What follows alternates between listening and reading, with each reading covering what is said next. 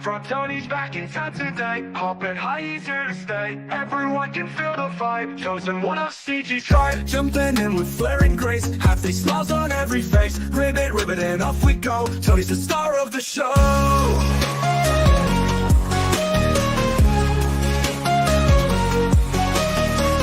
Bow down to Tony. He's the frog, our one and only. Chosen one, we've waited so long. Now he's back to right every wrong. Leaping through the streets at night, bringing joy and pure delight. Crowds are cheering everywhere. Frog Tony's back without a care.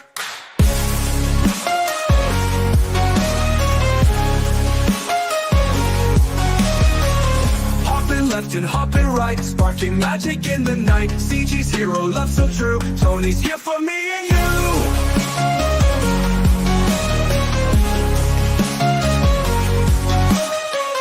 Bow down to Tony. He's the frog, our one and only. Chosen one, we've waited so long. Now he's back to right every wrong. Bow down to Tony. He's the frog, our one and only. Chosen one, we've waited so long. Now he's back to right every wrong. Every wrong!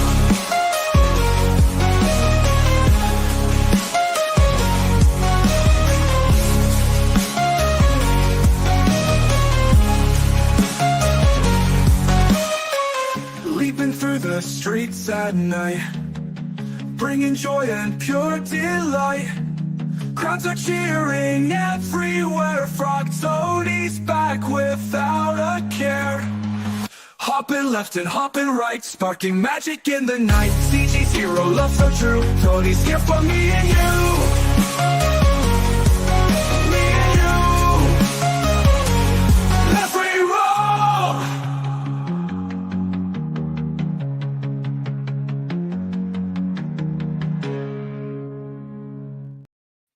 Good afternoon, meatbags. It is the chosen one of CG, the Chicano Stanley, the one, the only Frog Tony. And I'm joined by the Ralphamale himself, Ethan, motherfucking Ralph. What's going on, buddy? Nothing much, man. Just my day off, quote unquote, weekend off, I guess. Just enjoying it. Good to be here. Saturday, 2:09 p.m. Eastern. So yeah, it's good to be here, man. It's great. We were supposed to do this originally right after your big blow off with Dick Masterson. It was all kind of heat. It was crazy. We're going to get you in here, but unfortunately, or fortunately, I don't know how to say this, but you went to rehab, which I guess is a good thing, you know. I think so. How'd you enjoy that? Was it a nice little pleasant experience? It was nice. It was a switch being away from technology for the most part. I checked in a little bit after dinner with my cats and my lawyer and my son and all that stuff. But pretty much had a detox from Twitter. That was as important, I think, as the drug detox and all that stuff. So yeah, I needed to go, and it was enjoyable. Back on the grind though. Been back. It'll be a month and 5 days, I think. So yeah, it's been good. You're looking good. Looking a lot healthier than I am. I need to lose some weight. I need to get on that Ralph diet. Yeah, I was 176 point something today. So yeah, it's down from like 280 something. So, and it's been good to lose all the weight. I got to put some bulk on, but other than that, yeah, I'm feeling good. 178. Man, I haven't been 178 since like junior high school. Yeah, honestly, before I when I got out of jail a while back, which was 7 years ago. It's hard to believe, almost. Actually, no, it's 7 years. 7 years in February. So I was 186, and so like I said, 176 point something. That's probably the skinniest I've been since maybe junior high. Yeah, I got down to 170 something in October 2023. So I'm back down to that weight, trying to get to about 160. Like I said, I need to put on a little bulk, so that might add a little bit. But yeah, man, feeling good, and it's good to be here. It's great. I wish I could get down to 180. I'm 6'2", so the Oh, weight's well, a yeah. little different. Yeah, for sure. No big deal.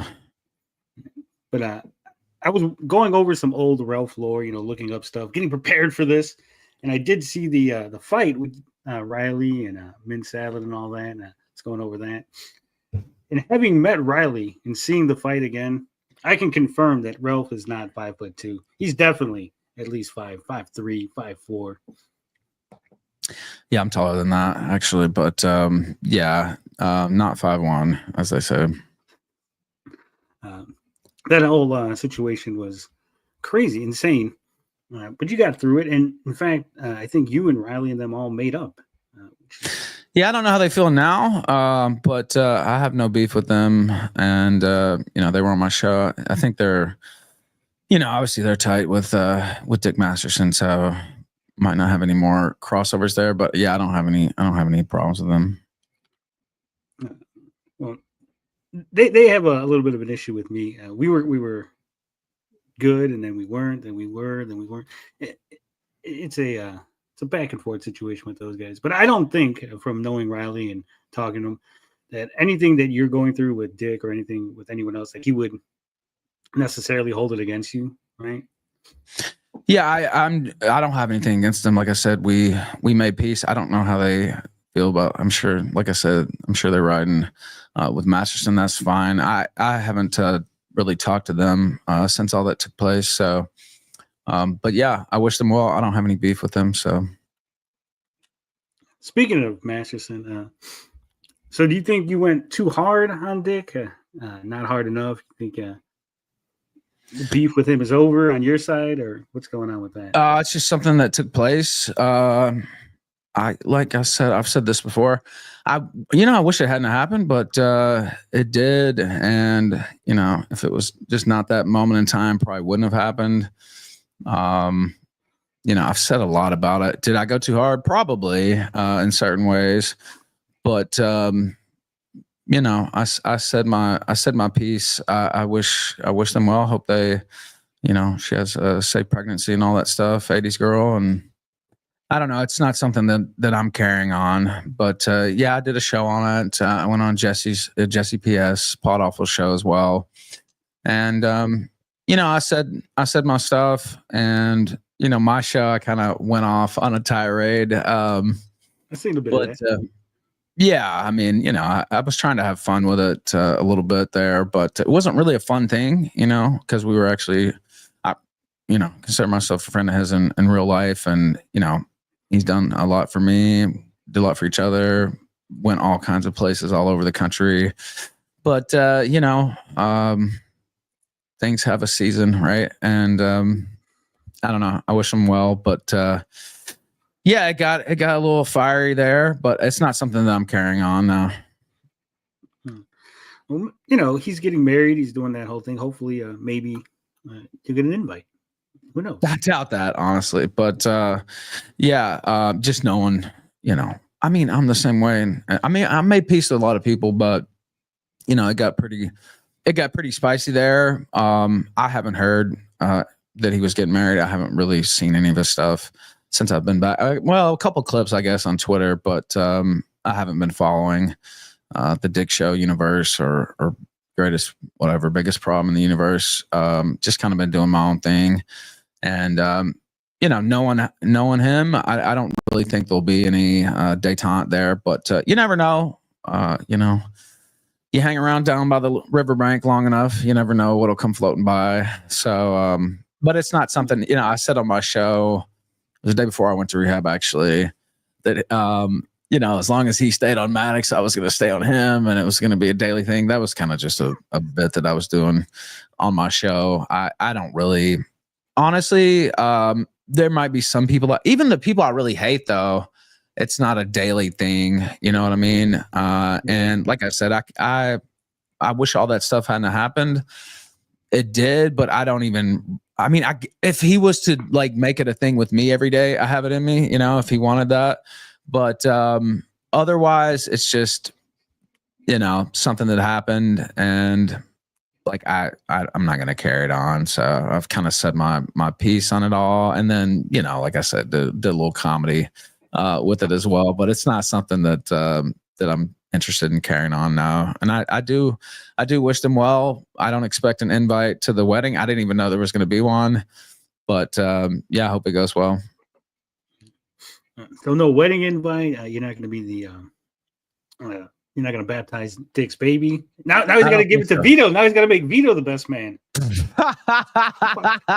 what you did, Ralph? You didn't fucked everything up. Oh, yeah. I don't know. Like I said, I didn't even know they were getting married. You just broke the news to me. So I hope that goes well. That can be a sticky situation, but marriage. Yeah. You don't got to tell me about that. But yeah, I hope it goes well. Like I said, it's not something that that I'm interested in carrying on daily. I've said, all I have to say about it. And I do wish them well on their nuptials. I wish them well with the child and everything else. And, maybe somewhere down the line, we speak again, but probably not knowing him. So, I mean, I don't know Dick as well as you know him. I've only met him one time, actually. But I will tell you, the one time I met Dick, we were all sitting around after the biggest problem, talking about, things we were looking forward to in the year. And he actually mentioned he was looking forward to hanging out with Ralph, of all things. So yeah, like I said, it really is kind of a sad thing, honestly. I know that sounds, people are used to me cranked up and going full Ralphamale with it, but it's, and holding grudges and all that stuff. But I made peace with a lot of people too. That's not usually acknowledged very much, but it is kind of, I know it's getting sappy or whatever, but yeah, it's a sad thing that the break happened, but I don't know. It's happened to me before. It's happened to me with closer people in my life than that even. So it's just part of life, and it is what it is. And we had a lot of fun, and who knows in the future, but I won't be holding my breath. So I was just disappointed because I heard all of your the things you were saying. You were like, man, Dick Masterson's got a drug drawer and it's all kind of crazy stuff. And I went there. I was at the Barbie Mansion, and I was like, I didn't get offered any drugs. All I got was pizza. Ralph is getting all kind of drugs, and I'm getting pizza in a see you tomorrow at the bar. So pizza's not bad. I got I think Veto brought some sandwiches over there one time, and I've eaten plenty over there.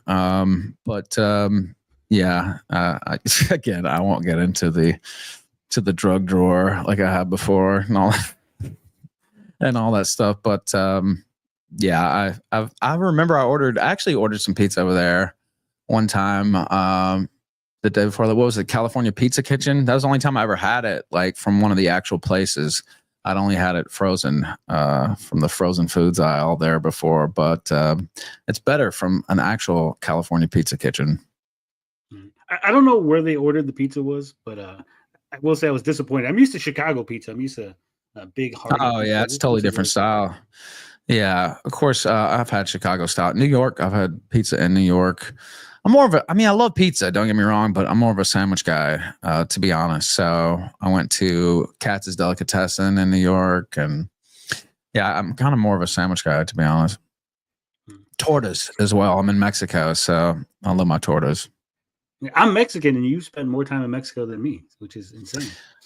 Well, yeah, I got 3 years coming up in September, so I'm a residente temporal here in Merida, Mexico, the capital of Yucatan State. Crazy. So, are you enjoying Mexico? Is it better than the U.S., or do you wish you were back here? Well, I saw I wonder if I can find this. I saw a poll on Drudge. What was it? Yesterday morning, I think, about Americans wanting to leave America, and those ain't real 2 and 5. No, I don't think so. I mean, some of them probably are, but 2 and 5 Americans say living in U.S. no longer enjoyable. That's kind of how I felt, honestly. And being online, people knowing where I lived and stuff like that. Not too many will come down to Mexico and test it, and they can't find me anyway, so whatever. But there was another part of the poll that kind of hit on one of the reasons I left. It's just not. I might come back sometime. Who knows down the road, but I don't really think. In a lot of ways, it's worth living in America anymore in terms of the cost. And, I think about my rent in Virginia and Richmond, much less some of these other places, SoCal, et cetera. New York was mentioned, Chicago.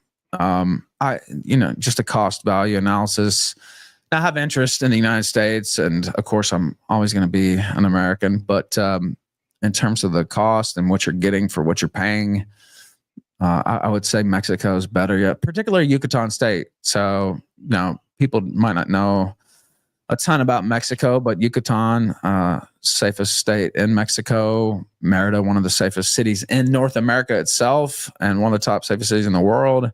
So, yeah, I love it here. It's different. I mean, it's not America, although Merida itself, big city, it has, pretty much all the comforts of the U.S., but things work differently in Mexico. And, you kind of got to acclimate yourself to that. And in a lot of ways, betters. There's one or two that are, maybe arguably worse or whatever. But most ways, I would say it's for the better here in Mexico. So, and like I said, I saw that poll, and I don't think I'm the only one feeling that way. Now, a lot of these people wanted to move to Europe. I thought about moving to Europe actually, but it's a little bit more of a thing to move over to Europe. But and I even looked into Tunisia and a couple other places because you can hop right over to Europe from Tunisia, and it's really nice actually in Tunisia. But like I said, as far as going to see my son and all that stuff, that would have been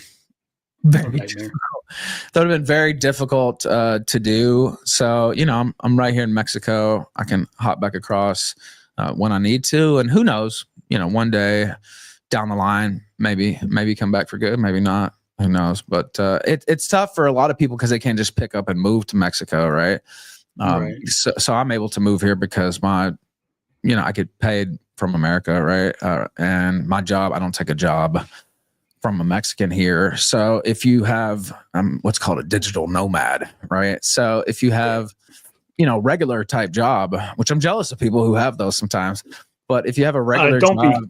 But if you have a regular job, you have to get sponsored by, I think, a company here and, all this stuff. So there's a lot more hurdles, for somebody who has a certain career path or norming, quote unquote, type job. Whereas I can, anywhere there's an internet connection that's stable, I can do this job. Cuba's not one of those places. I always say that. I've been to Cuba. Internet's not that solid there.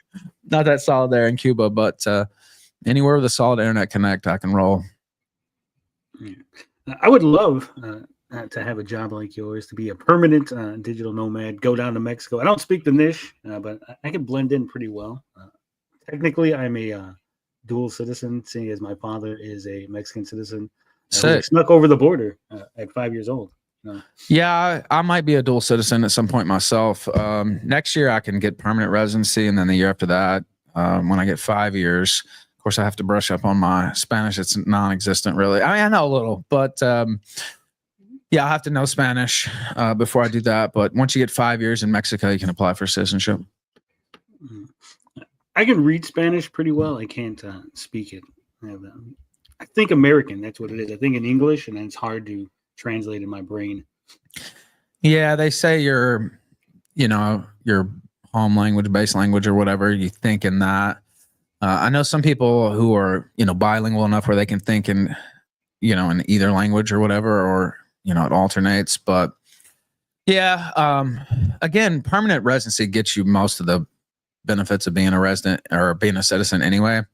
But, if you get citizenship, you can vote. There's a few other things. You can get a passport, Mexican passport, there's a lot of different things you could do. You could give up your American citizenship if you wanted, which I don't think I would do, but there's more options when you get citizenship, but that's down the road. Who knows? I do plan on getting permanent residency though.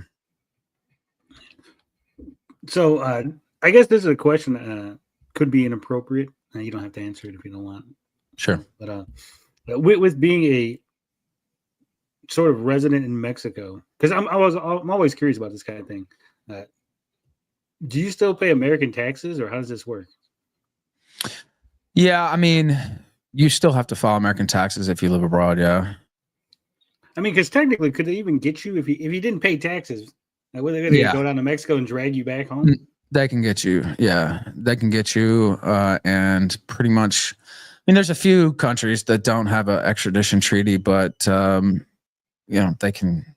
The financial world is centered around American banks and SWIFT codes and all this stuff. So there's no real way, unless you want to go to Venezuela, or there's a few countries out there you could go to, I guess, and just say fuck it. But even there, you'd have to have your money on hand or in another institution. Then you couldn't do certain transactions in America. So as far as avoiding taxes or the IRS, now they can get you pretty much anywhere with a few exceptions, like I said. Now in reality, would they like come and get you? Probably not. They will just freeze your bank accounts if you have any in America, and you cross the border. They can put out indictments. Now that's not something the IRS would typically do anyway, because if you're in jail, you're not making money, you can't pay them.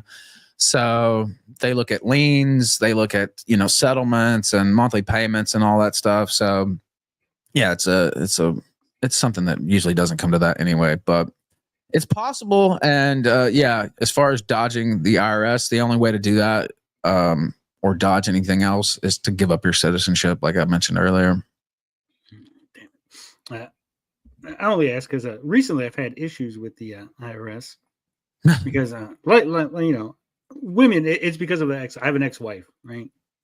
And now in our custody agreement, we agreed that she would file the first year with the kid, right? Because I do have a kid. And then I would file every subsequent year would be me, right? Right. So she got into her head. I guess she got into her head that because I got custody, eventually I would get sick of the kid, or I'd send the kid back, or she would get it. Like she would somehow finagle to change his deal, but it never happened, right? So now the kid's 19 and still in school. So I'm supposed to file, I'm supposed to still be able to file as a dependent with a kid, right? Yeah. But she went behind my back and took the kid to file the taxes on their own. Wow. Because they work at Dunkin' Donuts, right? So they're like, so her mom took her to file taxes, and I'm like, so I text her, I'm like, hey, I got the appointment, so we go file taxes. She goes, oh no, mom already took me. We go, what the fuck your mom taking to file taxes for? Oh, because she said she was. I'm like, no, I told you that I have to file your taxes. Like your mom just screwed me out of like $5,000, right? And yeah, only one person can claim the dependent. I do know that, and so yeah, I don't know what to tell you about that. I guess if she already did it, that's fucked up. But yeah. Well, I think she claimed it on her own, right? She took the kid to file her separate taxes. So technically, she didn't violate the court order, right? Because she didn't file it, but because she's an adult, she's like, well, she filed her own. What are you going to sue? You're going to sue your own kid for filing taxes? No, I know some people who might do that. But yeah, that's not something that I would think is appropriate. No. Plus, they didn't know really anyway. Yeah. Crazy. So circling back around to Dick Masterson and stuff, you were also upset with Veto. Nah, I don't know that I would say upset. I haven't talked to him since I've been out, but we were on that Jesse PS show together, the one I did on Jesse's channel, and we did another one when I got out on my channel. But I don't have any personal issue with Veto. He was there cackling at some stuff that I didn't feel. Well, I mean, it wasn't accurate. He's like, Ralph seemed fucked up when he was in California last summer. We had a great show. I still stand by that show with the Sonic shoe medallion and all that. Yeah, and I actually wasn't. I was California sober, I guess you could say. I'd hit the vape pen a few times when I was there. Now, I did have a relapse when I came back during the RNC convention when I did the tax-free and all that. But No, I wasn't. And, I heard him say, oh, Ralph seemed like he was on something last time. I mean, I was on Ethan Ralph. I was on a little bit of Vape Pen. But now the reason I fell asleep on Masterson's couch, the reason's because I hadn't smoked any weed and I don't know, a long time before that. And I hadn't had much sleep. And so I hit the Vape Pen a couple of times and just like was conked out. And I guess he thought I was on something, Masterson and Veto. I wasn't, other than the Vape Pen. So yeah, I didn't like that comment, and there were some comments about Veto. Yeah, well, it was like, oh, I did look like hell in January, but last summer I looked pretty much like I do now. I don't know. You could say it looks like hell. I think I look all right, but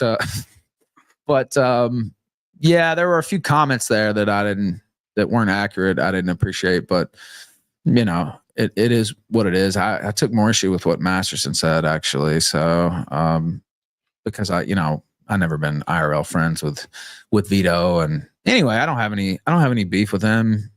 He's a controversial character himself, but no, I don't have a feud with him.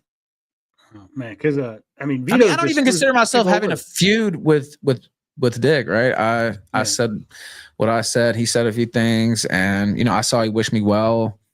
On my rehab, after I got out, I saw a tweet somebody had showed me. So, again, it's just one of those things that happened. I wish him well in life. And, some people I genuinely don't wish well, right? There are some people that I wouldn't say that about, but, it was a good run in terms of a friendship. And, I wish him well, and Veto, I wish him well too. I don't have any beef there. I didn't like that little bit they did on the biggest problem, which definitely did play into my thinking. But it was also just like I said, it was a wild time, and if it hadn't been for a confluence of events, several different things, several different factors, including I was on a wild tangent there as well, like a wild run. So just that moment in time, Milo also was involved a little bit there with the call on air and all that stuff that Dick didn't know about. I didn't know about it either until I saw the clip. So it was just a wild series of events, and a moment in time. Speaking of Milo, weren't you supposed to work on some show with him or some podcast? Yeah, we actually talked about that recently. I don't know if that'll come to fruition or not, but yeah, we talked about that the other day. He mentioned thinking of some titles, so I've been trying to think of some, but yeah, we'll see if that happens. It's a proposed project. I think it would be very well received. I've known Milo almost 11 years, and we've had fallings out nastier, believe it or not, than Dick Masterson and I. But he did help get my career started back when I was a blogger. TheRawForTour.com all those years ago, like I said, almost 11, and we did the Gamergate retrospective last August 28th, and so the 10-year anniversary. And yeah, I don't know, we'll see if that happens. It's proposed. I did have an exchange with him on DMs about it the other day, so I won't promise anything to anybody. I don't know if it's going to happen. I know if it did happen, it would be fire. But one of his conditions was me being sober.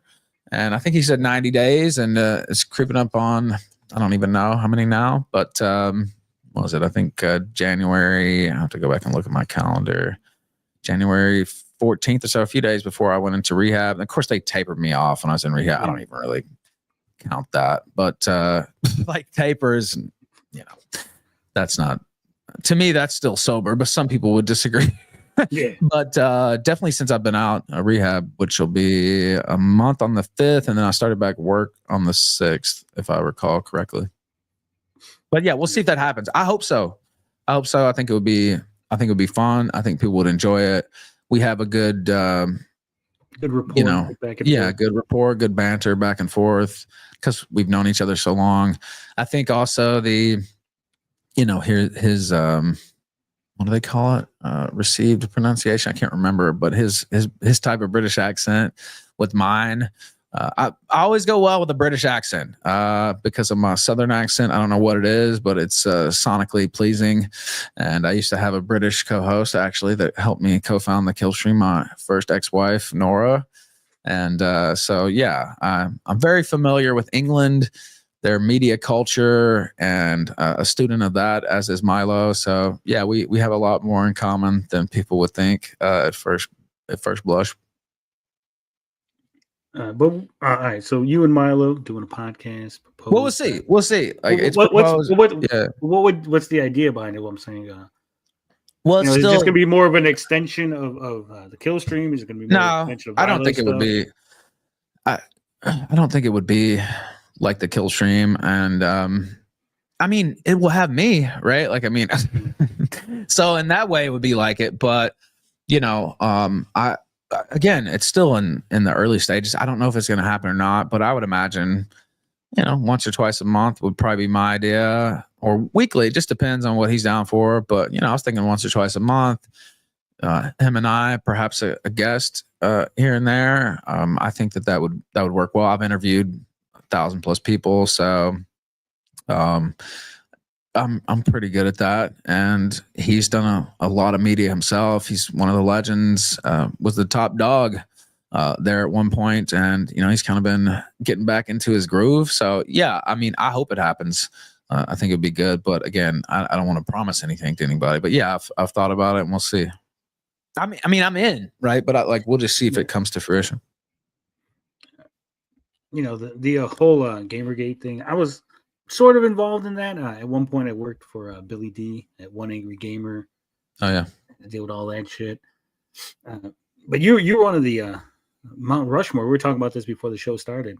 You were on the Mount Rushmore, Gamergate. Yeah, Mount Gamergate. Yeah, I was on there. It was Milo, me, Adam Baldwin, Sargon, and Internet Aristocrat. They also call him Mr. Medicare. I believe that was the Mount Gamergate there. Yeah, that iconic cartoon drawn by Vox Day actually was also very involved in Gamergate.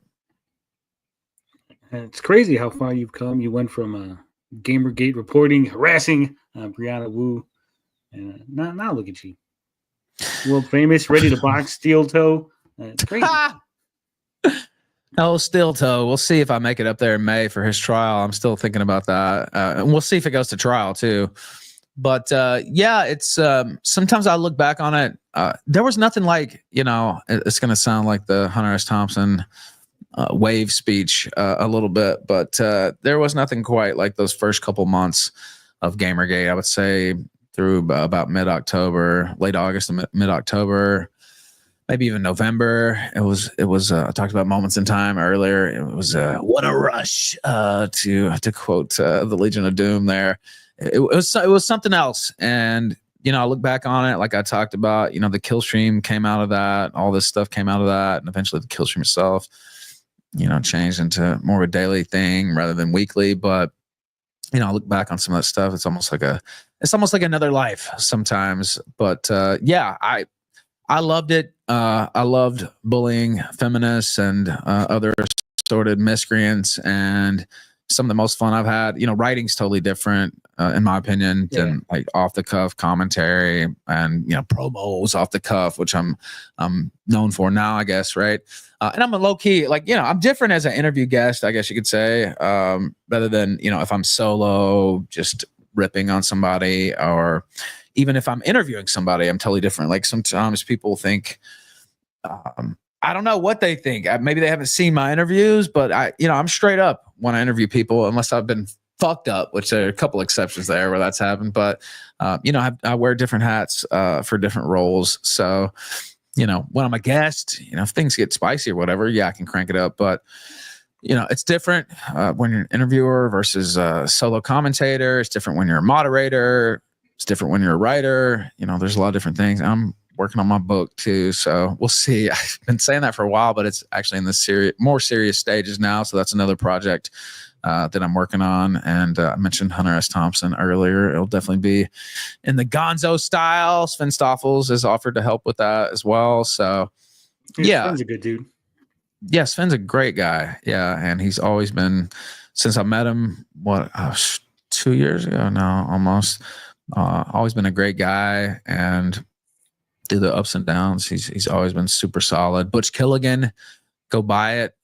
Great guy, and like I said, he does his projects first, and then he comes to people for the Indiegogo or whatever, GoFundMe and all that stuff. Not GoFundMe, but Indiegogo. What's the other one? Kickstarter. I think he's on both. Yeah, I think he's on both. But he does his projects like all the way through, gets it done, and then goes to the public after that. Which I like that model. There's two different ways to do it, and of course you don't it's the have opposite to of the Veto model, right? Yeah, I know. I didn't want to say that. It's the opposite of it's the opposite of the Veto model. No, Veto's not the only one though, right? Like there's others out there, and I'm not going to call out any names. I'm not trying to criticize, but there's two different ways to do it, right? You go to people with a finished product, or you go to people with a concept, or a concept and a partially finished product, and then you're grinding, working to get it done.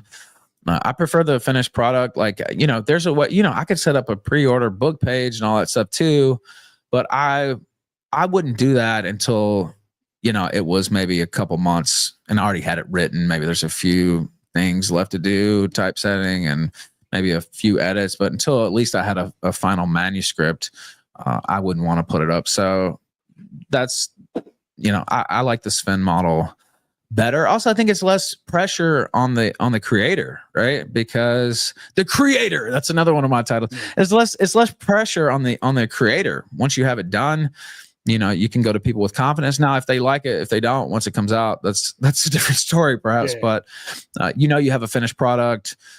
You know where you want to go. You know how to promote it because you know what's in it, right? And so, yeah, I like that better, but there's pros and cons to both. If you can raise some capital, maybe there's some things you want to do that you maybe you do have the money for, but it would be, coming out of pocket in a big way. So I understand the pros and cons to both, but yeah, that's how Sven does it. So I think it really depends on the person, right? Because certain people, like if they have a track record of delivering product and stuff, so you can feel confident, like, yeah, okay, it's a pre-order, it's not ready, it's not finished, but this person's a proven commodity, right? So I know he's going to deliver. Someone like Veto, which unfortunately is not a proven commodity, I think he should have went with the give me money after it's done, right? Because we've been dragging for a year now. I guess it's about a year. I don't remember his original target date. I do know how it goes. Like I said, I've been talking. Now the book has changed, right? It's going to be Ramona Clay.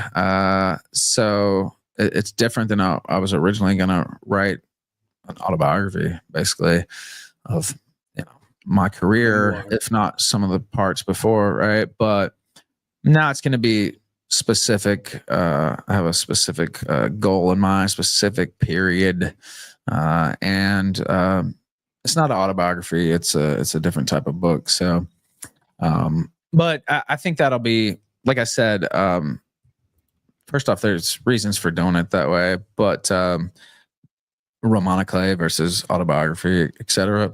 And I won't explain all the different stuff. It means novel with a key is what Ramona Clay means, but plus it's a daunting. Like if I was to do a full autobiography, it would have to be very long, and it would be a lot harder project to do versus a period in time. I think I've talked about this already, but if you've ever read Fear and Loathing, it's what is it? A savage. Hold on, let me see if I can find the subtitle. A savage journey to the heart of the American dream. I think I forget the subtitle on it. Let me see if I can find it. A savage journey to the heart of the American dream. Yeah. Mine's going to be more about this live streamer, not based on anybody who moved to Mexico in search of the American dream. So, yeah, I'm looking forward to it. I love writing, and I've been talking about it long enough. It has to happen. I want to leave something behind. Streaming. I love it. I love talking shit. I love coming on here, getting interviewed, doing interviews. Like I love that medium, but there's rare exceptions, right? With certain interviews, certain streams that live on in memory. But this format is very ethereal. I've said this a million times, and it's kind of, all right, move on, right? It's It happened, came and went. Yeah. Whereas a book, an article, I kind of put that at a higher level. Not to disrespect my main job, but it's something that can stand alone for years. And now, if you really nail it, it can stand alone for decades or forever, right? People are still reading shit from ancient times, right? But I don't know that my book will be like that, but we can only hope. But yeah, it's they'll be totally teaching different. it in schools one day. Yeah, exactly. I can only hope for something like that. But I think it'll be entertaining for sure. But I just see writing. You're sitting down, you're composing your thoughts.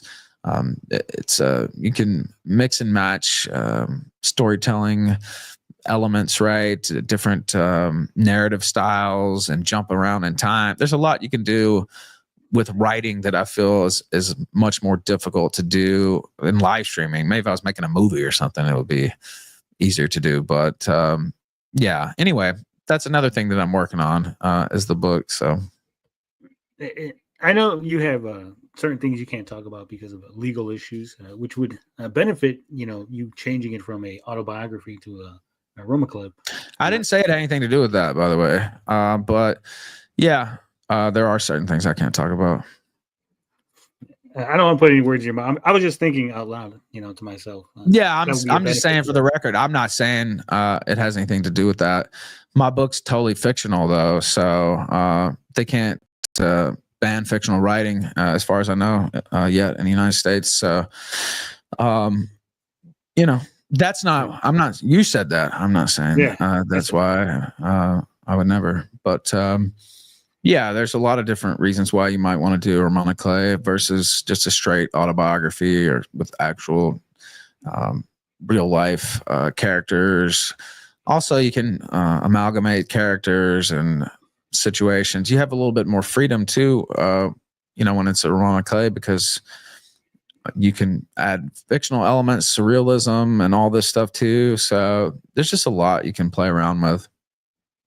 I think a lot of real life is boring, right? Mundane. People don't want to hear. I got up this morning. I made some coffee. You want some excitement, so you want to. You're going to condense events. You're going to change things. You're going to make it more interesting. More. Yeah. And again, I forget. Let me see if I can find Hunter's quote on fiction.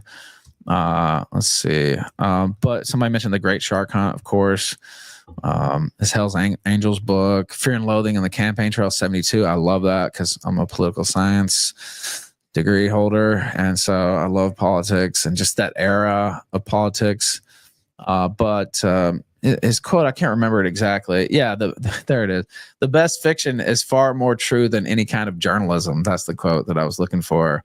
And you can use fiction to, I guess, show the truth, right? Like, it doesn't have to be, I don't know. It just gives you a lot more freedom in writing. And so, yeah, that's another reason that I'm doing it. I just think it'll make for a better book rather than just straight retelling. Yeah. Like I said, I look forward to that. I know there's a lot of naysayers saying Ralph's not going to get it done. I believe in you. I believe that you're going to get this book out. Well, thank you. Big splash. People will be interested. Your haters will be interested. My haters, I joke around about how my appearance on the Dick Show, not the Dick Show, the Biggest Problem, has the biggest views, right? Everyone gets mad. I go, look at the views when I was there. But it's because so many people hate me, right? As small of a channel as I am, we had enough haters come out to watch my appearance on the Biggest Problem. That they actually had a 24,000 view stream. What do they hate you over? I got people that hate me because I exposed Tommy Tellerico being a complete fraud. People hate me because of the Eric July stuff. People hate me because they used to be my friends and now they just hate me. Oh, that goes. Yeah. Yeah. Oh yeah, I see this loser in the chat. I do have a political science degree, actually, but regardless, I know you don't. Either way, I try to ignore the chat on this show. Yeah, I do too. This guy's been wanting my attention, so that'll be the highlight of his day. I think it's the Dudleyville Diddler, if I had to guess, or one of his stooges. But yeah, I just wanted to give a little love there because, you know, they clearly want my attention. So I figured I would bestow it upon them. Like I said, the highlight of their day, maybe their year.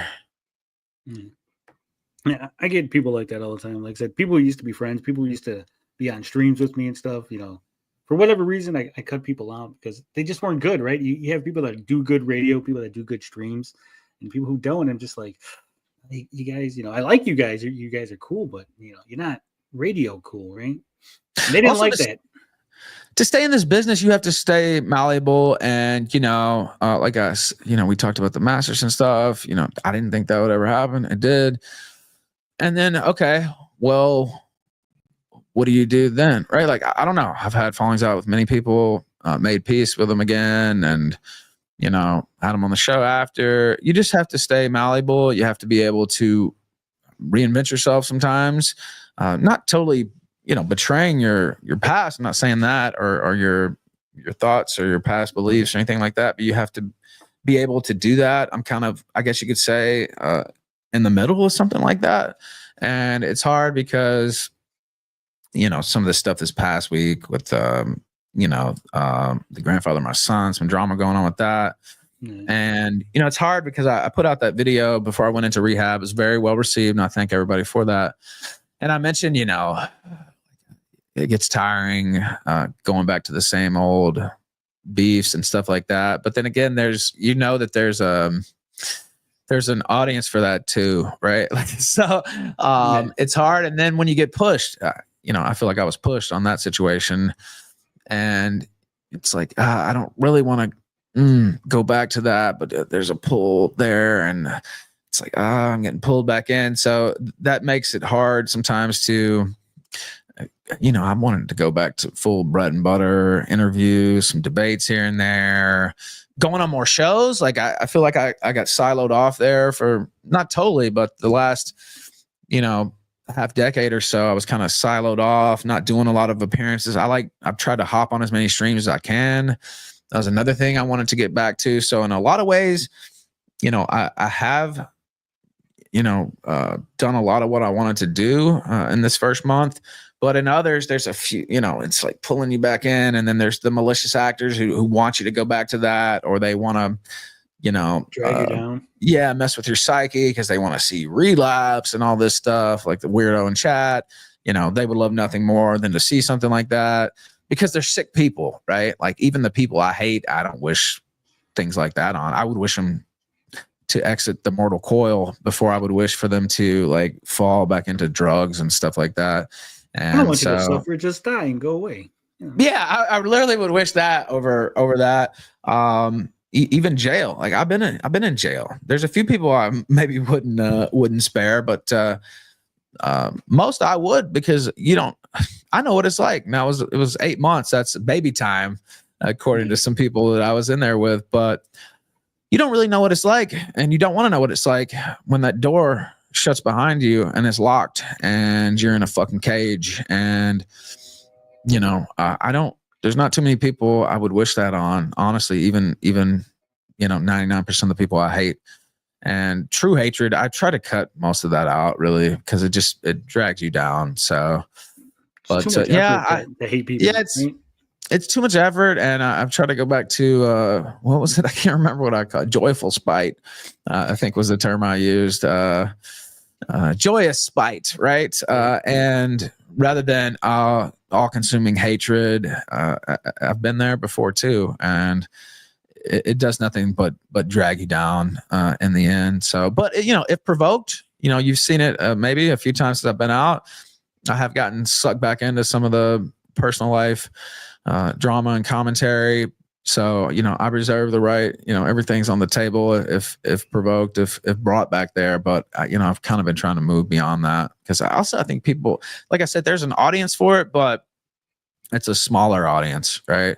And, you know, a lot of people don't even know about all that stuff. So sometimes you're going off about something. They're like, who is this? Like, what is Vicar? Like, they don't even know, right? It's like, okay, for the people who've been invested in the story for 5-10 years, yeah, they know all of it, but that's not most people, right? So, you know, one of the better videos on my channel was clipped from the kill stream this past week, was the in terms of views was a caller from Germany called in, and we did an analysis, and it was mostly him doing the analysis of the German electoral system and their election last week, and how AfD can never really take power there because even if they get 30-40%, it's not enough. They have to get over 50% because none of the major parties will work with them. And so that's actually the stuff that interests me more personally. Geopolitics, national politics in the US and other countries, and just interviews and media analysis and rants here and there. Of course, right? I'm not going to get rid of those. And the rage pig, the haters like to say, Ralphamale, whatever you want to put on it. Yeah, I mean, I'm not going to leave that behind totally. But those are the things that actually interest me in life. I mentioned Hunter S. Thompson, a good book. Wrestling, Elimination Chambers coming up tonight. I don't get as much time to watch it as I did when I was younger, but none of us do. Yeah, I fell out of wrestling for the longest because when they moved, stations, everything. I was a big WCW guy. Me too. NWO for life. Hell yeah. I got the little FWO right here going on. So, but there's things that I want to talk about. That's why I do this show separate from all the detracting shows of Eric July. Because like you said, you get dragged back in. My audience wants to see me talk about Eric, talk about the comics, and talk about that stuff. And it's fun. Don't get me wrong. I enjoy it. I enjoy, analyzing all of his comics and his movements and his videos and all that's fun and great. But there's other things I want to talk about, like wrestling and comic books and movies and stuff. But my audience really, they don't resonate with that, right? Because I've conditioned the audience to, hey, we're going to talk about Eric July. Hey, we're going to do this. Well, yeah, that's one thing. I mean, it's in Mad Men. Was it Don Draper? I've quoted this several times, but if you don't like what people are saying, change the conversation, right? Or if you don't like, but it takes a minute, right? Like it doesn't always just pop off right away. But and like I said, you get pulled back in that direction, and a lot of times it's not by choice. It's like, okay. And then I'm me, I'm pugnacious by nature. I'm not going to turn down, if I feel like I need to respond or somebody's wronged me and, some things need to be exposed. All right, turn me back to the old me, as Eminem once said, right? Like, I mean, yeah, that can still happen, but you have to resist it. And then if you just, you're talking about just, changing content lanes. It's hard. Yeah. Once you get pigeonholed into certain things. Now, luckily, a lot of the stuff that I've gotten pigeonholed into, covering politics and interviews. I mean, I love those things, but some of the things, I can still have fun with it. Like I had fun exposing that lawsuit the other day, but it's not really something that I wanted to do. Right. I felt like I was pushed there. It's like, all right, you pushed me there. Okay. But, I don't know. It's a complex thing, but if you bring joy to what you're doing, if you bring passion to what you're doing, it'll attract people to you. And shout out Based Art Department. I saw him in chat. Great guy. But if you bring that passion, if you bring that joy, it's infectious on other people, and they might not catch it right away, but you keep working at it, you keep chopping at that tree, and eventually they'll get there too. So I found that as well. And you might have to work it for a while. It doesn't always just pop off, but I'm lucky in a lot of ways because I have a built-in core support base that's just been there with me for a decade, and new people coming in here and there, and kind of a legacy character, I guess you could say, online. So, yeah. So that helps a little bit, and I know how to get attention. That's another thing. I'm a student of tabloidism. I'm a student of all that stuff too. So I know how to get attention when I'm sober. And our Based Art Department mentioned that I'm a different beast. I'm a different animal. And so that's the key for me, at least, staying sober. And there's really, the sky's the limit in my mind to what I can do. Now, fall back down that rabbit hole, and there's no limit to how low it can go too. I've said this recently too, but somebody told me it was fall of 2023. I was feeling sorry for myself, and he goes, "Look, it can always get worse." And so I'm sitting there thinking, oh yeah, okay, it can get worse. Okay, yeah, you're full of shit, right? Well, he was right. It absolutely, it can always get worse. So it's an old, axiom, old saying, but if you're digging a hole, stop digging. And, that's what I'm trying to do now. And I feel better than I've felt since that. It's funny. He said that right before I was still on a great run, but it ended up petering out because, I got back to some old habits and, I had a relationship that became public. Don't do that. Very bad idea. I've learned that the hard way so many times, but I knew better. It's like an addict. It's the same type of thing. Same type of thinking. Like it's like, I know better this time, right? Like, okay, no. I know what not to do this time. I know how to handle it. No, don't bring your relationships out in the public. Don't put people, make them a focus of your show. And, it's something, I mean, you can ride on the edge with it maybe, but I found that it's a big detriment. It just gives people who hate you another target, and that target's softer. Like it's, I've had the next thing you know, Nick Rekieta is banging your wife and she's leaving you. Well, that's not happened, but it's it gives people a softer target, and I'm hardened. You still see some stuff sometimes that can be bothersome or whatever, but I've had all kinds of things said about me that are false.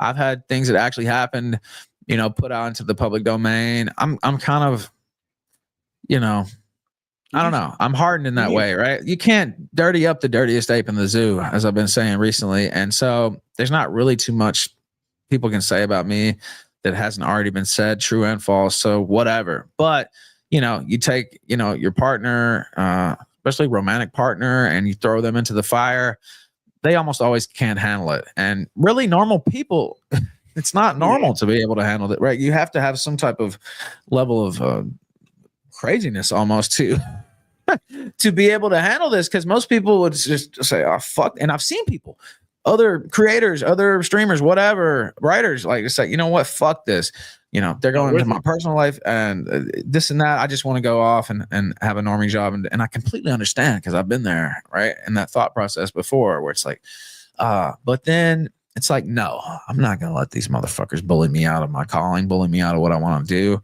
and just fight harder. So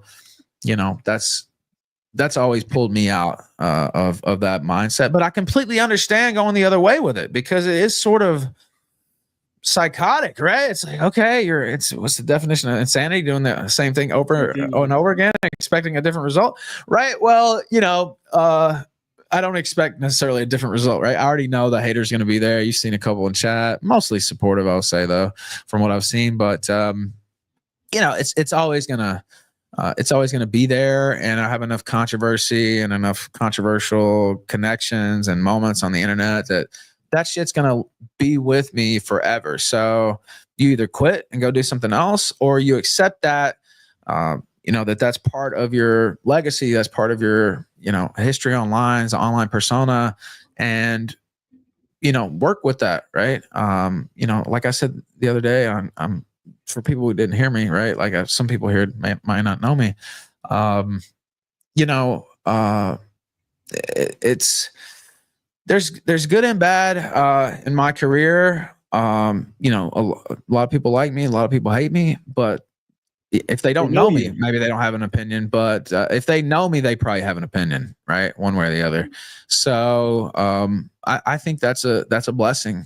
I've been able to reach people on the level of hatred and on the level of love and caring, and not everybody can do that. And so, being able to connect whichever way you connect is a total blessing. And this has been a blessing in my life, despite, some of the challenges that come along with it. And I talked about that in the rehab video, but I consider it an overall blessing. Who knows where I'd be. And I always wanted to be an entertainer ever since I can remember. So yeah, it's been a blessing. Well, that's what it is. I think it's the entertainer mindset. I also wanted to be an entertainer when I was a young child. And doing this, it is crazy that even being as small as I am, I'm a nobody. I'm a blip. I'm not even a blip on the radar. But somehow I've been doxxed 5 fucking times on Kiwi Farms, right? Like I'm a literal nobody. Like, and somehow I've been doxxed. And I know there's other people in my little circle of friends and stuff, they've also been doxxed, and they were looking to quit. Some of them left. They couldn't handle it. And you give them advice. You go, don't worry about it. It's gonna happen, right? I tell everybody when they're like, "Hey, I want to be a YouTuber," what I say, you're gonna get doxxed at some point. It's gonna happen, no matter how you try to. You can try to hide your stuff. You can try to do everything, delete everything. It's gonna happen. Somebody somewhere is gonna dox you. If you come out with your voice, if you come out, especially with your face, I've had people I've seen get doxxed with their face out there. I was like, okay, well, that was gonna happen, bro. Like you may be able to sneak by for a while if you're just doing, voice stuff. Eventually, though, it's just part of the business. And I know some people don't like me saying that, but there's a beautiful side to it. I've gotten so many uplifting messages and, well-wishers and people in my corner, but there are definitely people who want to see me dead. There are people who want to see me in jail. There are people who want to see me ruined.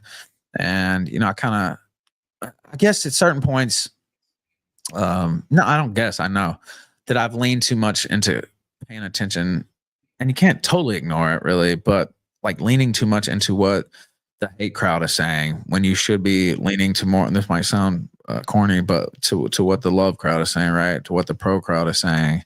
And, still keep the haters there, but like keep them on the periphery. Don't let them affect your editorial mission, right? Your creative mission. And they're always going to be there. They're always going to be talking shit. Most of them are jealous anyway that they can't do something like this for a living. And, I would be too, honestly, because I pay the bills and live off talking into this fucking microphone and turning that fucking camera on. So that's a great blessing. And, I don't take it for granted. I guess I have. There's been certain periods, but it wasn't on purpose. It was just I get lost into my own mind. So that's and into the hate, right? So that's something I've been guarding against since I've gotten out and of rehab. And yeah, it's something I've thought about a lot.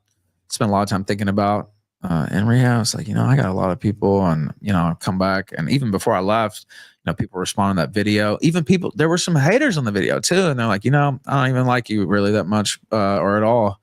Or maybe even some said they hate me, but they're like, I hope you get clean. I still want to see you come back.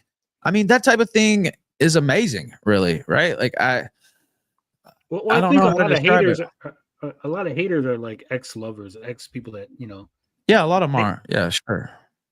Your haters are that fans, as they say, right? And your haters are the ones who make you famous or infamous, in my case. So, right, like if you don't have haters, you're doing something wrong. So, I must be doing something a lot right then, because I have so many. Yeah, if you don't have haters, more haters than fans. Yeah, you're doing something wrong for sure if you don't have them.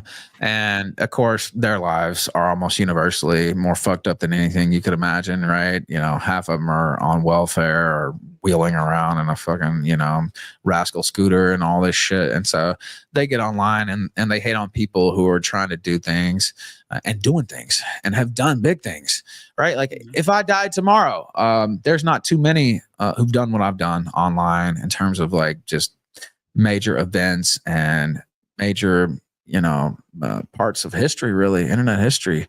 And so not to puff myself up, but I know that, right? And there are some who've done more for sure, but I'm in that top class. And it doesn't matter. Numbers go up and down, all that changes based on, really based on my sobriety and my focus. But like, all that stuff changes, but I know what I have, and I've done the rant before, all the platinum plaques on the wall, front page, Wall Street Journal, Politico, New York Times, just Washington Post. I have been all over the place and have gotten my flowers really already. And, everything else is gravy. And I want to make this, I called it the third act in my career. Maybe we'll see how long I live, but I want to do some things that I've always wanted to do, like the book, and get back to the fundamentals. And yeah, you get pulled off, like we talked about a couple times. You get pulled off a little bit back into some bullshit, but that's really what I'm focused on. Leaving something positive behind. Am I still going to be negative here and there? Yeah, I think people misunderstood what I said. Like I was just going to be, some people at least, like, oh, it's going to be totally different style and this and that. Well, no, I'm not saying that, but there's things that I want to do, that I want to leave behind that that actually has more meaning, right? Yeah. And the book's one of them, but I have an idea for a series of interviews with some people that I've already talked to over the years, but talking about some things we haven't talked about before, such as addiction, such as this, that, and the other, faith, maybe not the person, the actual thing. So there's a lot of things that I want to do. And again, this might sound corny to some people, but yeah, there's a lot of, and I've done some of that already. And that stuff actually makes you feel the best. Based art department, he's friends with Base Faith TV. I forget his Twitter now. And we got into it a little bit on election night, but we're cool. But I did an interview with him and he'd gotten kicked out of law school and on some total bullshit. Veto and some others picked up the story, ended up helping his life. There's a couple other examples in my career. That type of thing, it just makes you feel good. And I know that I still have that sort of relevance where people see what I do and I can still move the needle in that way. And, as long as I stay on the right path, I feel like it's onwards and upwards. So I'm really excited, trepidatious, maybe a little, but I like how the first month has gone, and it's a rest of my life type project. But particularly 2025, this year is very important to the rest of my career. So,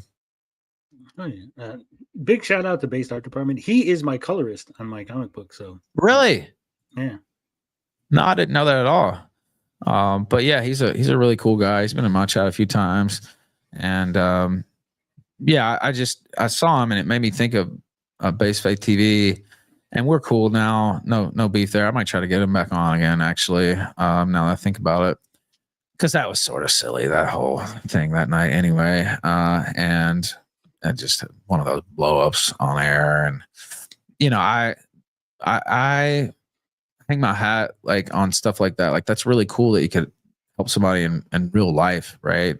Versus just the, personal drama, or what is so-and-so saying today, or Aaron M. Holt, drinks Ricatus cum out of so-and-so's orifice or whatever. Like, I mean, yeah, I still get a chuckle.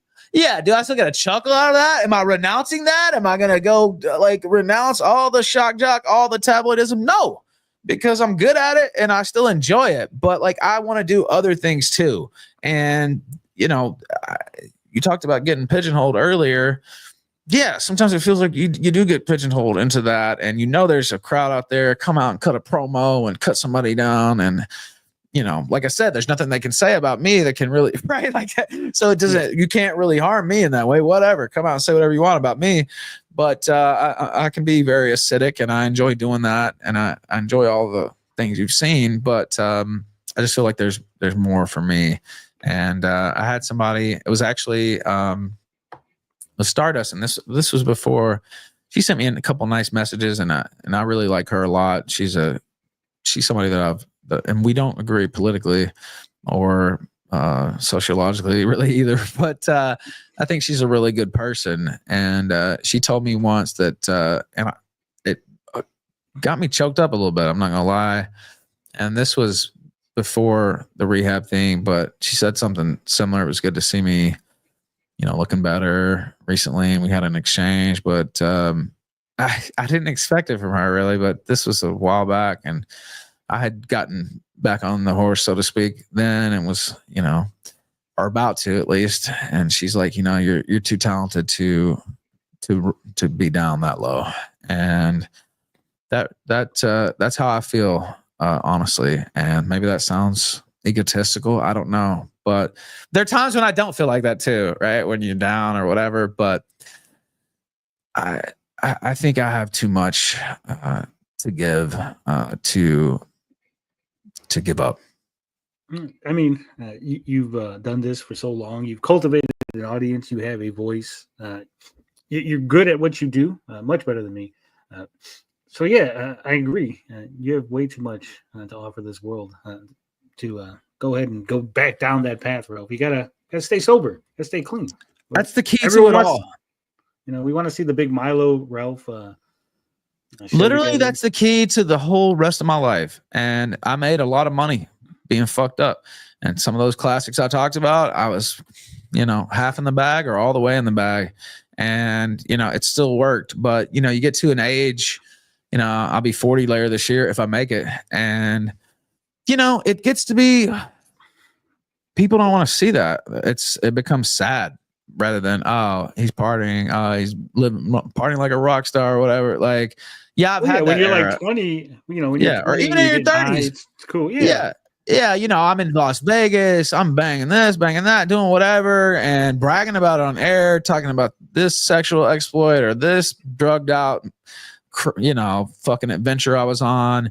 I can still talk about that stuff, but actually living it, once you get to a certain age, people are like, all right. And, I talked about my son earlier. They know you have all that going on, and it doesn't become entertaining anymore to actually live. I talked about living the gimmick, right? It becomes, sad. Like you see Flair sometimes now. It's like, okay, this guy should be dead. He almost died when I was in jail. They did some type of special surgery. I forget now, but, and he's still out there getting wasted. And you can tell it's how to it starts having, the older you get, the longer you stay in that, you start losing, and you start losing it naturally anyway, just getting older. But alcohol, especially, you see this gray beard, you can see the gray hair. If I took the hat off, that's not from my age, that's from my life.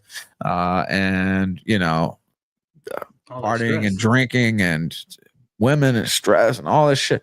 Like that takes a toll on you. And it gets to where people are like, this is sad. This is not fun anymore. And I've had people tell me that people care about me. They're like, I can't watch this when you're fucked up. Like, I just can't. It makes me sad, right? Versus back in the day, everybody wanted to see that, right? And now the only people who really want to see that are people who want to see me fall, who want to see me die, who want to see me ruin myself. And so, it's changed where that used to be a benefit. That used to be part of the deal and everybody loved it. And now it's like, they don't, except for the people who hate me. And, you can make money off that. Some of those meltdown shows I had in January, I made a lot of money actually on those shows. Like I know I could do that and make money, but you're killing yourself. Right. And so I don't know. That's not how I want to go out. Yeah. I mean, you got a kid, you got to take care of that. You got to, be around for a long time. You got to, watch your kid get married, watch your kid buy a house, do all those big milestones. Yeah, and I started a little bit late. I go and see my son. Better late than never. Yeah, I go and see my son, and we have our visits. And by the end of the visit, sometimes I'm like, he's 3, about to turn 4, a few months, and it's like, a couple months now. But no, it's at the end of the month, so about 3 months. But at the end of the visit, I'm like, it's like, okay, this guy's wearing me out, right? So, I wish I would have started a little bit earlier, perhaps, but I've been blessed and that way with him and other areas and a similar nature, and I want to live to see some of those blessings play out and get to see them develop as humans and have a hopefully positive impact. And that's, you mentioned it. I didn't necessarily bring it up directly, but, a big part of this, me wanting to do more good, quote unquote, things and, leave some type of positive legacy. Not that it's totally bereft of that now. I mentioned one earlier and there's others, but yeah, it has to do with him and another gift in life and, leaving something. You can always, I won't say fully change course. I just got through saying, well, I'm not going to give up every bit of, programming that I normally do, but you can leave something behind. It's up to you, right? As a artist, creator, whatever the fuck you want to call it. It's up to you, what you put out. And so that's a big part. That's a big part of it for sure. So you know, you want to leave a legacy. You got other things going. Obviously, you got ambitions and thoughts. But how long do you see yourself doing this? How, you know, is going to be Till a I'm angry dead. grandpa, Ralph? Oh, so you're Yeah, going to be a, you know, 80, till I'm 90 dead. year old?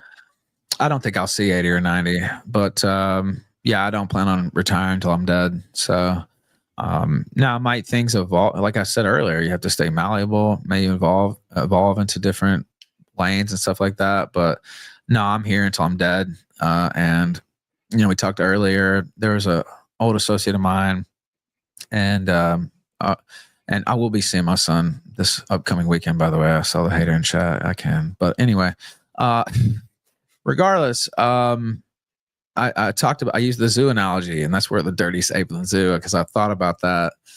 And, you know, I'm like, I'm in the zoo forever. Right. And it wouldn't even matter if I left the internet. Motherfuckers would still be trying to find out what I'm doing. Probably would, you know, try to fuck with me in real life or whatever normie thing I was doing. I accepted long ago that I'm in this forever. And that's, you know, you can make that a negative, and I've sat and thought about it and be like, but it's really a blessing, honestly. And yeah, I don't plan on stopping until I'm dead.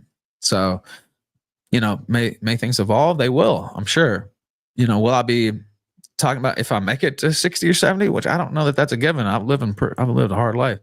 So we'll see. But you know, we just talked about Ric Flair. Look at him; he's lived a hard life too. True. Well, that's another reason he's a little bit of an inspiration. Although I don't want to go down the exact same path with the still drinking hardcore and all that stuff. But he somehow made it. But what do they say? Yeah, The good die young, Ralph. So they say that. Yeah, they do say that. But you know, I want to get as much time as I can, and you know, I can talk about politics forever. Internet drama, you know, some of this stuff. Do I see myself in 20 years if I'm still doing this?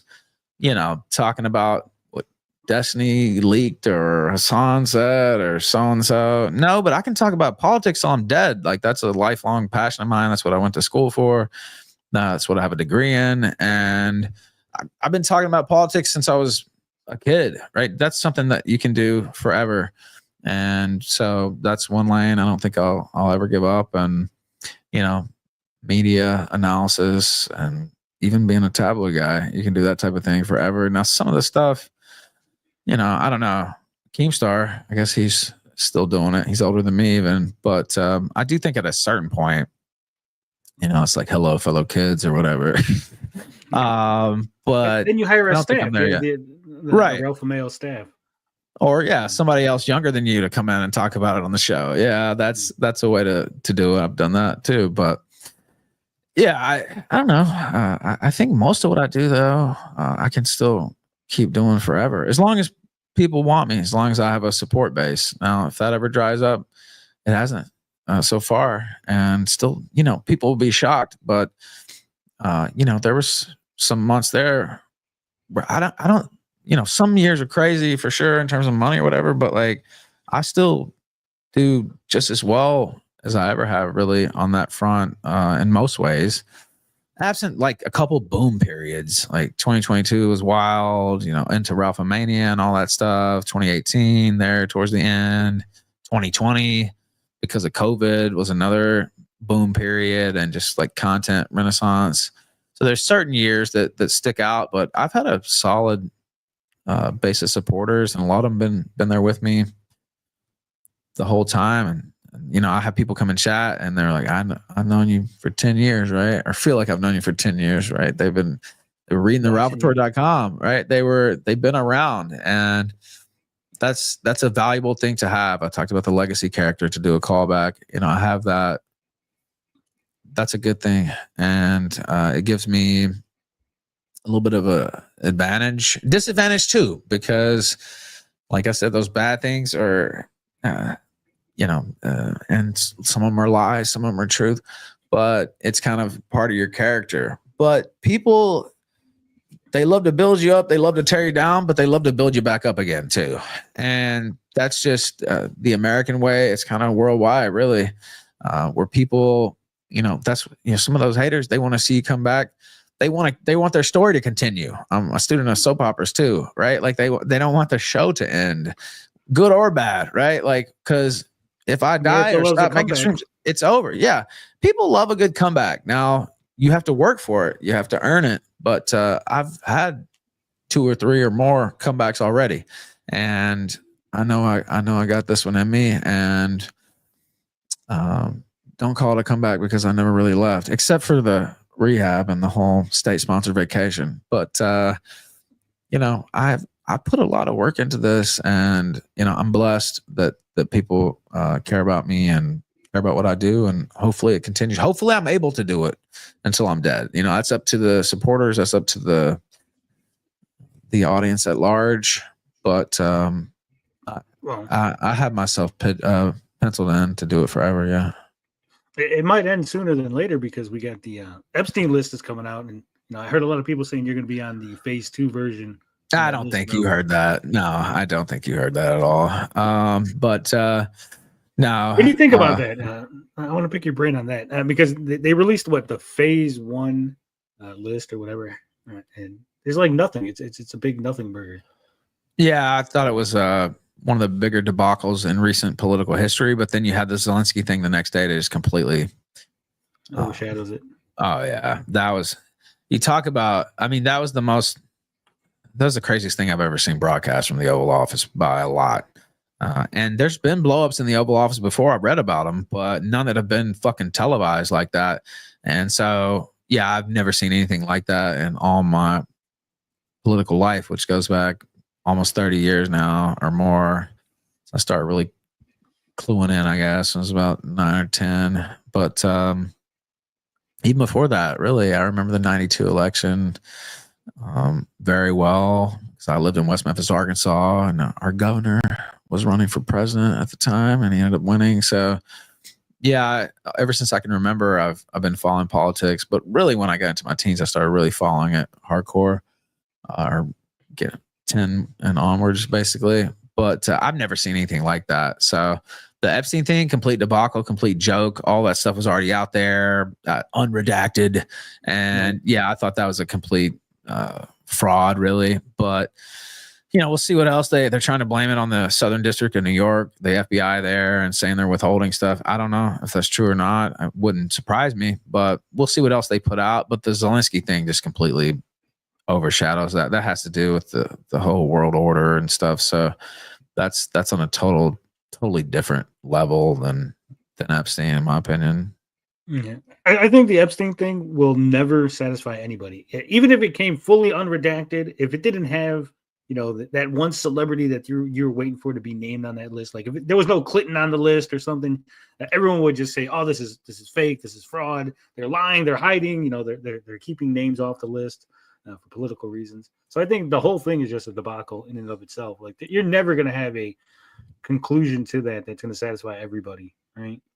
Yeah, I mean, I don't disagree. And then there's a lot of, you know, alleged a Middle Eastern intelligence agency, they say, perhaps involved with this. And you know, I don't think we'll ever get the full story. Harrison Smith, I saw from InfoWars, doesn't even think he's dead. I know other people who think that too.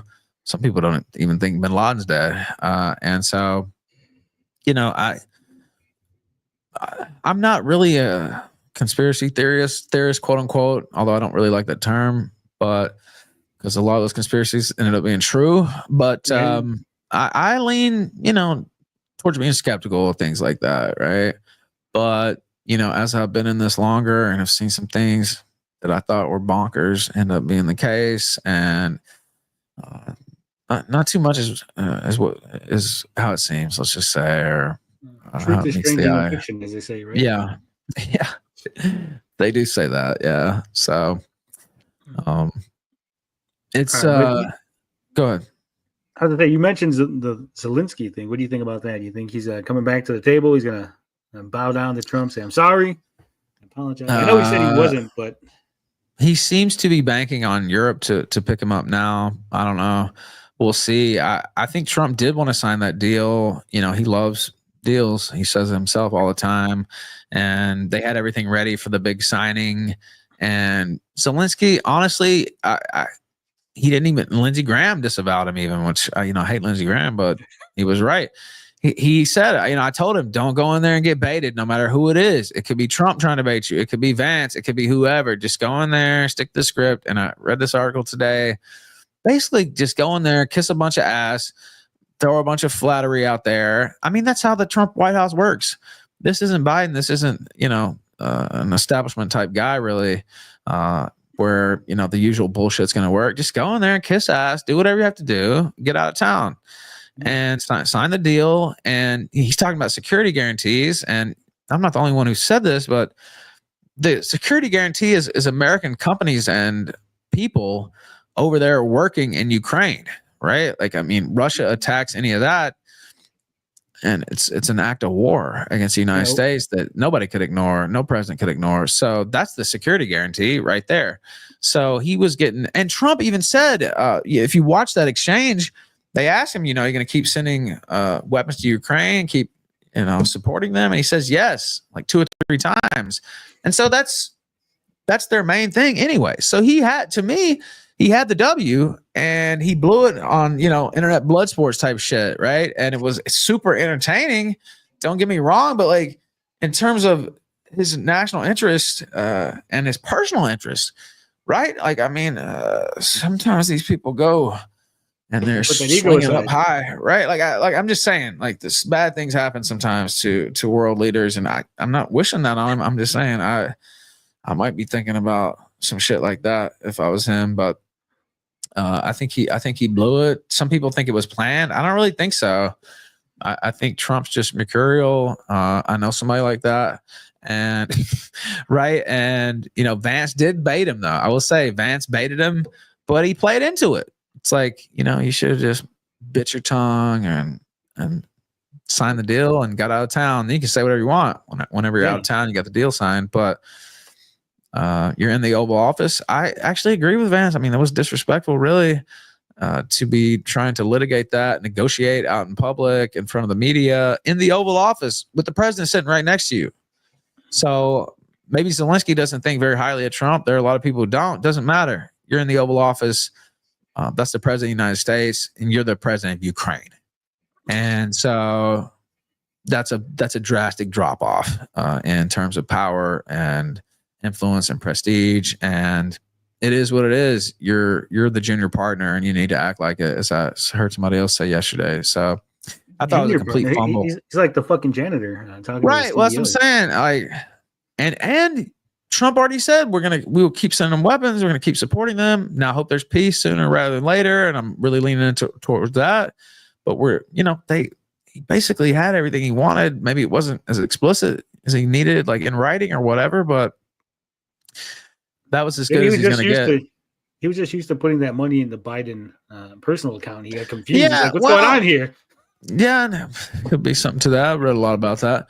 But he was just used to a different crowd. And, this was already like, this plays super well with the Trump's base. Like, most people are done as far as giving $350 billion to Ukraine and all this. Like, people, done with all these forever wars.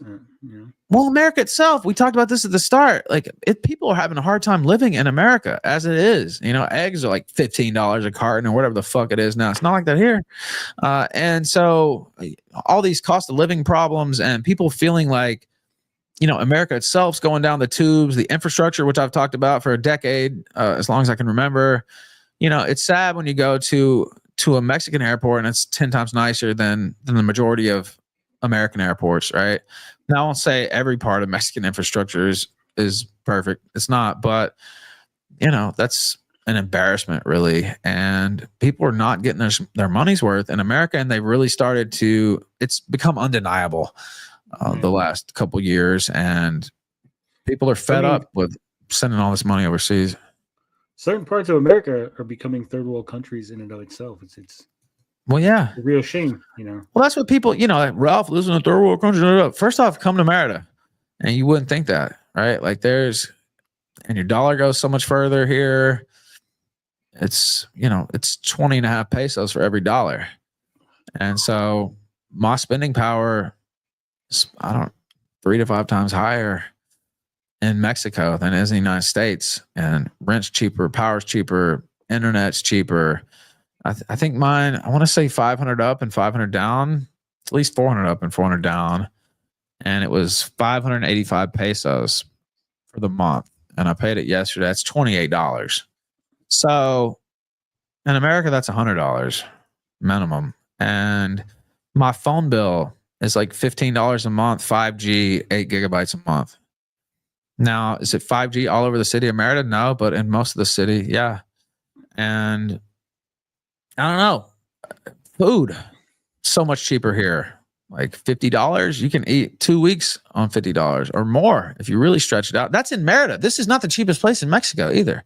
So if you really wanted to go out there, maybe rough it a little bit more, you could live probably for even half of what I live on now. So now, would you have as many comforts as you have in Merida? No, but like, I don't know. I saw that poll and I'm like, okay, I was ahead of the game a little bit, but I could see what was coming. Like, you know, my rent when I was last in Virginia, Richmond, Virginia, it was south side of Virginia, a pretty good neighborhood, mixed neighborhood, but like still it was $1,500 a month. And I bet you it's $2,000 now or more. And that's absurd, right? In terms of what you're getting in return, that's crazy. So yeah, I in some ways I regret how my life changed, I guess, moving to Mexico. Certain things I won't go into, but I know it was the right call financially, and there's more freedom in Mexico. You talk about liberty. You got the good Coca-Cola there, so you know you got that. They do, and so now maybe you could argue there's a little too much liberty in certain ways in Mexico, but yeah, I mean, you have more personal liberty in Mexico, maybe with the exception of freedom of movement, because you know they do check your status and your papers when you move from state to state, and they obviously they don't do that in America. So there's not true freedom of movement in Mexico, but there's reasons for that. So I understand why. But I mean, I think Zelensky overplayed. He didn't have no hand. He had no hand. No cards. No cards. Yeah. Oh, he's not playing cards. Yeah. You're playing cards. No. Oh, you're playing cards, Zelensky. So yeah, I don't know. It was surreal to watch. It was amazing to watch. I thought it was hilarious. Neocons melting down, establishment melting down. To me, Zelensky just screwed the pooch, and you know, we'll see. Maybe he's able to put it back together. I think he's going to have to do a lot more groveling than he's done so far, which is almost zero. So I saw him put out another tweet today, how thankful he was to the American people. Now you're going to have to kiss some major Trump ass. Is what you're going to have to do. Late for that. You know, you should have been doing that the other day. And that deal is going to be it's going to be tweaked a little. I know Trump's not going to be like, well, here's the exact same thing. He's going to be like, well, you know what? Here's a little penalty for that little outburst. Well, that's how deals work. You know, we talked about Imholt earlier. He allegedly turned down a plea deal. And again, a couple people, Keanu said that didn't happen. I don't know. It looks like it happened because they look to be gearing up to go to trial, and they're issuing subpoenas, I'll say, to all these people. Whatever deal he gets next, if they offer him one, is going to be a lot worse. That's just how it works in negotiations. And, you know, if you overplay your hand, as Trump said, he had no cards, right? Zelensky has no cards. But you know, he's sitting there holding nothing, you know, ace high or whatever. And if that, and so just take the deal. You might not like it, but learn to love it. Like Ric Flair says, I used to say. Well, at least take the deal now, and then you could work about changing it later. But I mean, don't screw yourself over now for some ego, for some bullshit. Yeah, I thought it was silly. And, you know, no one, you know, I don't know Trump personally, but I just go in there and kiss a bunch of ass. They just showed you the manual that week. Keir Starmer was there. Macron was there. Who else? There was somebody else recently too. What did they do? They don't agree with Trump on much, by the way. Probably don't even like him. But they went there and kissed ass. Keir Starmer's giving a letter from the king for another second state visit, which is unprecedented for a president to get 2 state visits. He had one in his first term. I don't know that it's ever happened. So now, why do they do that? Well, because Trump likes the trappings of royalty. He likes being feted by the king and the queen before. So they know that. They know that's a way to butter him up. Now, would they do it otherwise? Probably not, but they know how to. It's very easy to see how to, I won't say get over on Trump, but to get in good with him. Flatter him, joke around with him, and, you know, throw a few baubles out there, whatever's needed, and then get out of town. That's how to do it. So, well, speaking of Trump, we seen him say that he wants to make Canada the 51st state. What do you think about that, Ralph? I don't think that's stupid.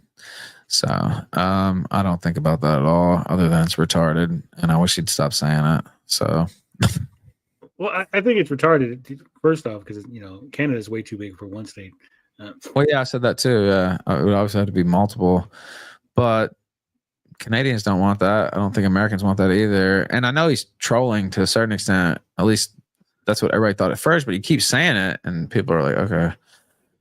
But no, I'm not in favor of any North American union. And I think all three countries have their own distinct cultures. Maybe Canada is a little bit arguably closer in culture to America, but it still has its own distinct system and culture and history. And I think that's retarded. Yeah. I just find it funny. I have a lot of Canadian friends and stuff, and everyone's so pissed. They're like, "Oh, we would destroy you in a war." They're like, "Yeah, okay, come on." Well, yeah, Canada. and I saw somebody shout out Diagolon in chat. Yeah, plus it pisses off people who like they have pride in their country. Not every Canadian, but a lot of them do. And I just think at a certain point, it's like, okay, at first I was laughing and I thought it was funny to say that once, and Governor Trudeau and all this, like, that's funny, but like you're sticking with it at this point. It's like, all right, man, just stop. Like, okay. And you're creating a backlash in Canada, even amongst some people, Doug Ford, some others who normally are supportive of Trump. And so, and you're inspiring this whole buy Canadian thing and all this. I don't know. The tariffs are supposed to kick in on March 4th. We'll see if that happens. Tariff is the most beautiful word in the English language. I will agree with him there, because every time he says the word tariff, the dollar goes up against the peso. And if the tariff, I don't know if I'm rooting for the tariff or not, because I have some Mexican friends, and it would do some damn. Also, probably put. I'm a gringo walking around here too. I wouldn't worry about my safety or anything, but look at you, like, okay, there's some gringos down here. If you actually put the tariff in, I would imagine the dollar is probably going to shoot up to like 25 pesos per dollar, something crazy. It went up Friday because it's getting closer to the tariff supposedly kicking in. So we'll see. I'm not sure I actually want it to fully kick in, not 25%, because that would likely wreck the Mexican economy. I do live here in Mexico, so maybe some middle ground there, but we'll see if he actually enacts it. He's also using it as like a sort of Damocles kind of hanging over their head to get them to do what he wants. They turned over some people, I guess you could say, that the American government wanted the other day, including somebody who allegedly killed the DEA agent back in the 80s. What was his name? Kiki. I can't remember his full name, but it's a really famous incident in Mexican history and U.S. history. So they finally turned that guy over the other day. There's some other stuff going on. So we'll see if he actually enacts it. But well, I mean, he should. The one thing I never got, and I don't understand, is I talk politics here and there with people, and they were very upset. They go, "Oh, if Trump puts a tariff on Mexico or another country, they're going to put tariffs on us, right? Tariffs are bad because it hurts your own economy." And I go, well, if it hurts your own economy, if the Trump tariffs are going to hurt the U.S., why are you okay with Mexico putting tariffs on the U.S., right? Yeah, I agree. Like their tariffs somehow are good for their economy, but our tariffs are somehow bad for our economy. It's like, it doesn't make sense. You can't have it both ways, right?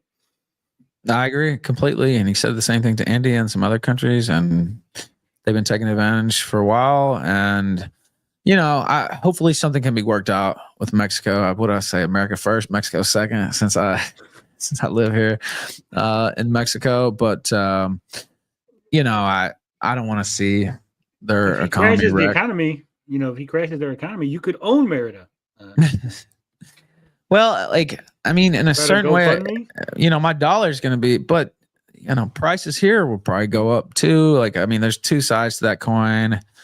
And so I don't know. We'll see what happens. But, I care about a lot of people around here, and, care about Merida specifically, but, a lot of cities I've been to in Mexico. So I don't really want to see that pain, but, We'll see. It's supposed to be March 4th, I think. We'll see if it actually gets enacted. That's Tuesday, so we'll see. All right, I think I've kept you here long enough. We've been an hour and 40 minutes, so I think we should just ramp it up. I think everyone's enjoyed this. It's, for what it's worth, it's the biggest show I've done here on this little Saturday. Very cool. And yeah, I talked about it during my show this week, but I wish I'd have promoted a little bit more. We probably could have got it bumped up even some more, but I'll probably post it on my channel. I'll link because I'm recording my part here, so I'll probably post that, and then I'll link to your channel as well. So I'm on Rumble, not on YouTube, so we'll see how much that helps. But I had a good conversation here. I see this dumbass in chat who's undoubtedly on welfare or on crack, one or the other, and probably both, honestly. And he said, "You sound buck broken." Well, I'm just talking to you normally, right? Like, what would be the point? Like, there's no reason for me to go off on a rant. Like, do they expect me to just speak all the time? I mean, I don't know. I'm sitting here having a normal conversation with you, which I'm perfectly capable of doing. And I think sometimes people think, I should be throwing something, I should break something, or go into full Ralphamale. I mean, there's a time and place for everything. And for you, your place is being the guy in the chat, a complete loser who follows me around everywhere and just is a maniac, obsessive about somebody that's on their fucking computerized box talking to them through the screen, because you obviously have no life, right? Like, I mean, if I was that person, I would probably pull the trigger on myself, but I'm not. Thankfully, I'm the one who has losers like you follow me around. So there's a little Ralphamale for you. So put that in your pipe and smoke it. Put it in your crack pipe and smoke it, actually. Mm-hmm. But thank you, Frog Tony. I had a great time here today, and I'd like to do it again. Maybe have you on my show sometime. Oh, that'd be really good, and look forward to and that. Maybe we could talk about comics or like some of your stuff in your wheelhouse, right? Or we could talk politics. Like, I have a wide range of interests. So or really wrestling, which is in both our wheelhouse. I try to keep I talk a little bit of wrestle on my show here and there. I try to keep it down a little. It's not everybody's a wrestling fan. A lot of them are who watch the show, but sometimes sports ball, you see the Lakers hat on. Chiefs, I'm a known Chiefs fan. RIP on the Super Bowl loss, but that's okay because we took out the Bills. But wrestling's my only sport. I don't like the rest of the sports ball. Yeah, I'm a sports ball guy too. I just don't get time to watch that much anymore, but I still keep up on the scores and the standings and the stories, and I'll watch here and there. Football is easier for me to watch because a lot of times I'm off on the weekend, so I don't get to watch as much. I love baseball; it's my first love, really. But I'm a sports ball guy. I'm a wrestling guy. I try to keep it down a little bit on the show. I'll talk about it here a little bit here and there. But some people don't like it. Yeah, it's like, all right, I'll take a few minutes about it. Somebody asked me about it, but we could talk a little bit of that, a little bit of this, that, and the other. I'm down, but I had a good time today. I stayed longer than I thought, but it's because I was having a fun conversation. So thank you for having me. Hey, no problem. Thank you for coming on. We look forward to seeing you around. Guys, catch them on the Kill Stream. It's on Rumble. Rumble.com/Killstream Live. Yes, Twitter at the Ralph Retort, and just everywhere else. I'm all around the place. All right, everybody. Thank you for watching. Thank you for supporting. Hit that like button. Subscribe if you haven't done so. And as always, love, peace, booty grease. We out this bitch.